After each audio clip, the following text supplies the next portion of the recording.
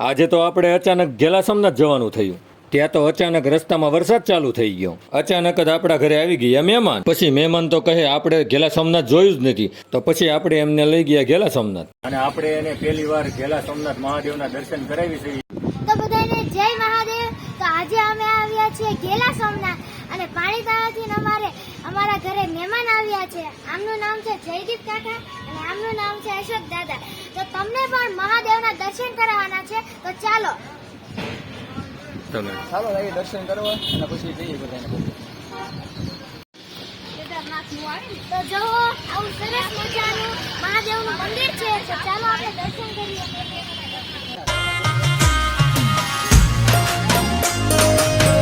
હવે મંદિર આવી ગયું છે. તો ચાલો દર્શન કરીએ.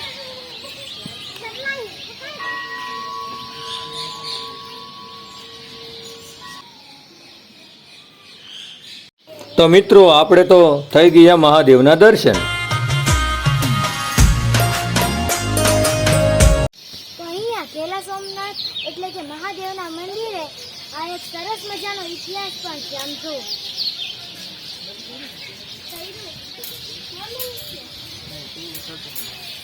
તો મિત્રો અહીંયા તો સુંદર મજાના શ્લોક લખેલા છે અને સાથે સાથે ડમરું પણ છે. તો મિત્રો હવે આપણે જવાનું છે ડુંગર ઉપર, કેમ કે મીંડવ દેવીના દર્શન કરવા અને તમને પણ મીંડવ દેવીના દર્શન કરાવશું. તો ચાલો દર્શન કરીએ. હવે મીંડવ દેવી માતાજીનું મંદિર આગું નથી. હવે આપણે સામે જવાનું છે. તો ચાલો દર્શન કરીએ. પછી તો અમારે કૃષ્ણાબેન ચડવા લાગ્યા દાદર અને પહોંચી ગયા મીનળદેવી માતાજીના મંદિરે.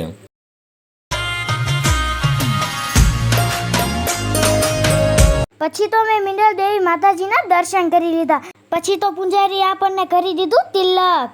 પછી તો મારા પપ્પા હતા મારી સામે અને એણે સરસ મજાનું લોકેશન પણ બતાવ્યું. અને પછી મંદિરની પાછળ હતો એક સરસ મજાનો બગીચો અને અમારે બગીચો જોઈને અમારા કૃષુબેનને તો બહુ જ મજા આવે. મિત્રો અહીંયા સરસ મજાનું ગાર્ડન છે.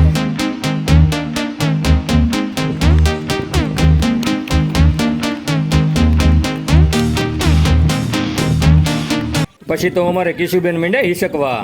જો સરસ મજાનું ઉપર ગાર્ડન છે, નાના બાળકો માટે હિંચકા છે, તમે જોઈ શકો છો. અને સરસ મજાની જગ્યા છે જે ઘેલા સોમનાથની સામે એક્ઝિટ જે મીનળદેવી માતાજીનું મંદિર આવેલું છે તેની પાછળ જ તે એક્ઝિટ તમે જોઈ શકો છો.